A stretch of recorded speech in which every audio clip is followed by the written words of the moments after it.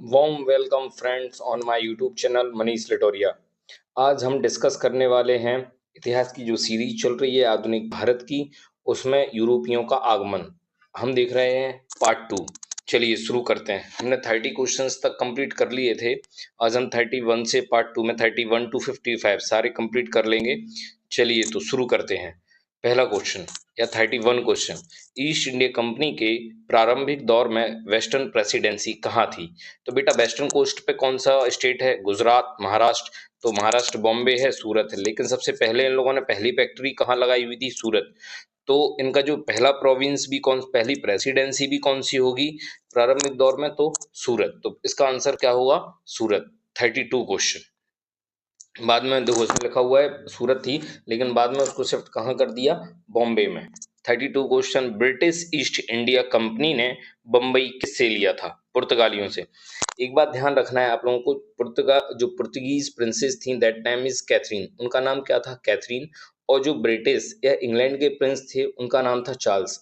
Portuguese और Britain के जो पुर्तगीज प्रिंसेस और ब्रिटेन के जो चार्ल्स थे, उनकी आपस में शादी होती है। और पुर्तगीज जो द्वीप था सॉल्सेट, बॉम्बे किस द्वीप पे बसा हुआ है? सॉल्सेट। वो गिफ्ट किया था किसको, या दहेज हम जिसको डाउरी, डाउरी में किसको दिया हुआ था?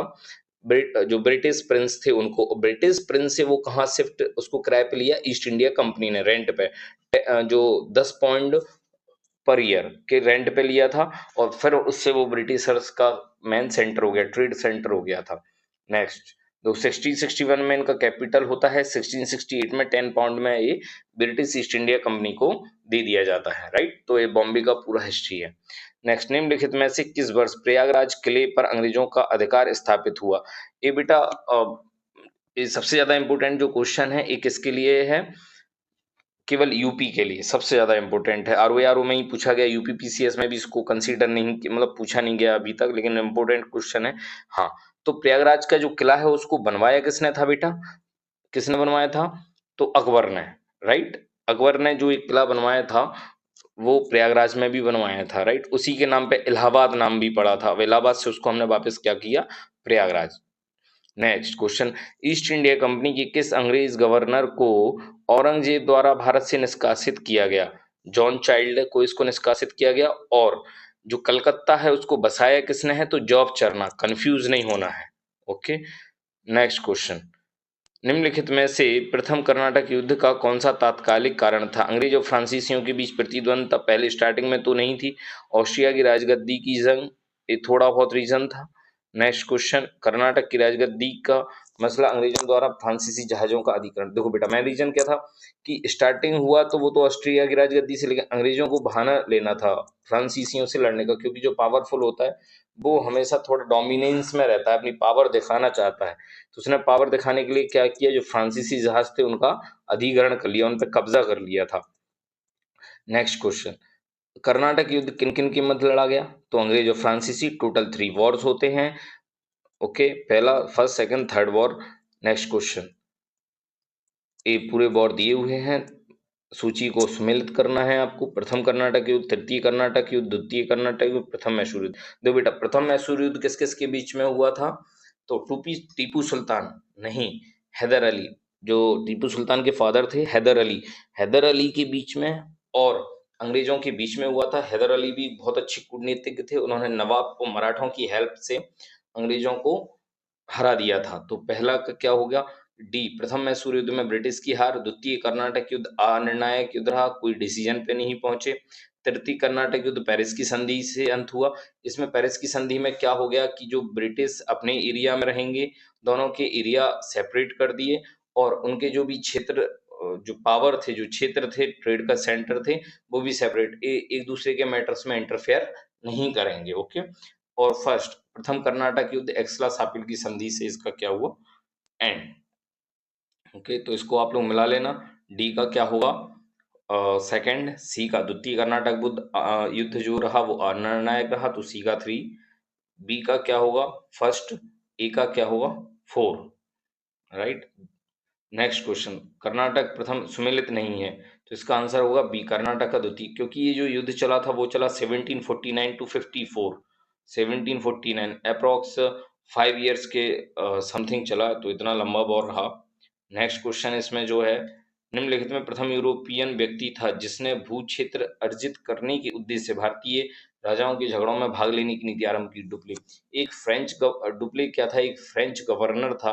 और इंडिया में मैं जो भी हिस्ट्री मैंने पढ़ी है, तो मुझे डुप्ले मतलब बहुत फेवरेट लगा as a administrator, as a bureaucrat, और भी हम उसको बोल सकते हैं एज अ आर्मी चीफ, क्योंकि इसकी जो डिप्लोमेसी थी वो बहुत ज़्यादा अच्छी थी, डिप्लोमेट पर्सन था। और जो आप देखते हैं, एक आपने सब्सिडरी अलायंस देखा होगा, सहायक संधि, तो जो सहायक संधि के पीछे का पूरा माइंड था वो डुप्ले का था। आप प्रोविजन देखना, जो लॉर्ड बेलीजली ने सहायक संधि चलाई थी, वो कहीं ना कहीं स्टार्टिंग या उसका जो मास्टर माइंड था वो डुप्ले ही था, और डुप्ले से वो आगे उसको एक्सटेंड किसने किया? बेलीजली ने।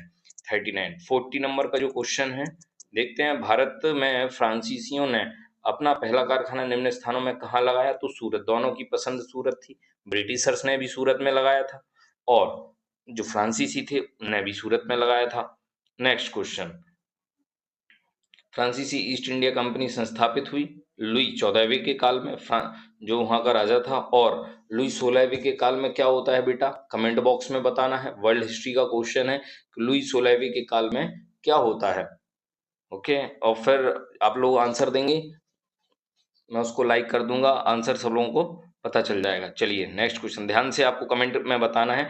फ्रांसीसी ईस्ट इंडिया कंपनी संस्थापित हुई इसके काल में? लुई 14वें के काल में। और लुई 16वें के काल में फ्रांस में क्या होता है? नेक्स्ट क्वेश्चन, निम्नलिखित में से किसे भारत में फ्रांसीसी कंपनी का संस्थापक माना जाता है? तो लुई 14वें के मंत्री थे कॉलवर्ट, उनका ही पूरा माइंड था इसके पीछे, फ्रांसीसी कंपनी। और फ्रांसीसी कंपनी गवर्नमेंट कंपनी थी, दैट वाज द रीजन फ्रांसीसी कंपनी ज्यादा टाइम तक सस्टेन नहीं कर सकी इंडिया में, टिक नहीं सकी इंडिया में। ओके, 43 नंबर का क्वेश्चन है, बंगाल में निम्न में से कौन सा कारखाना डचों ने स्थापित किया? तो बी एंड सी, इसके दोनों के आंसर होंगे। ओके, और next question, Dutch east India company ने किस वर्ष अपनी फैक्ट्री पटना में स्थापित की? बीपीएससी के लिए जैसे वो किला का इंपॉर्टेंट क्वेश्चन था कि प्रयागराज किले पे किस वर्ष, और ऐसे ही एक क्वेश्चन, इसका आंसर होगा बी 1632। नेक्स्ट क्वेश्चन हम देखते हैं इसमें, फ्रांसीसी दक्कन में शक्ति आंदोलन स्थापित करने में असफल रहे। फ्रांसीसी दक्कन में असफल रहे क्योंकि डुप्ले तो सक्षम सेनापति था, कोई डाउट नहीं है। बी, अंग्रेजों की फौज शक्तिशाली थी। एक क्वेश्चन कॉमन सेंस बेस्ड होते हैं बेटा, ये आपको कहीं मिलेंगे नहीं, लेकिन कॉमन सेंस बेस्ड है, राइट? बी, निम्न यूरोपीय शक्तियों में ने भारतीय व्यापार में समय समय पर प्रवेश किया? अंग्रेज, डच, फ्रांसीसी, पुर्तगाली। निम्न यूरोपीय शक्तियों में भारतीय व्यापार में समय समय पर प्रवेश किया, तो समय समय पर किसने प्रवेश किया? अंग्रेज, डच, फ्रांसीसी, पुर्तगाली। लाइन से आपको लगाना है इसमें। इसका जो सही आंसर है, तो पहले पे कौन आए थे? 4, सेकंड 4 के बाद कौन आया? और डच, फिर अंग्रेज, और फिर फ्रांसीसी, सबसे लास्ट में कौन आए थे? फ्रांसीसी। चलिए नेक्स्ट क्वेश्चन पे चलते हैं।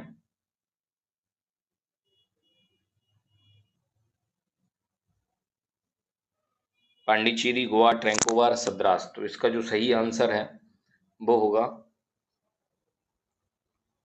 पांडिचेरी, गोवा, ट्रैंकोवार। पांडिचेरी किसके हैंडओवर था? फ्रेंच। ए का 2, एक ही ऑप्शन में दिया हुआ है, ए का 2, तो आंसर इसका क्या हो जाएगा?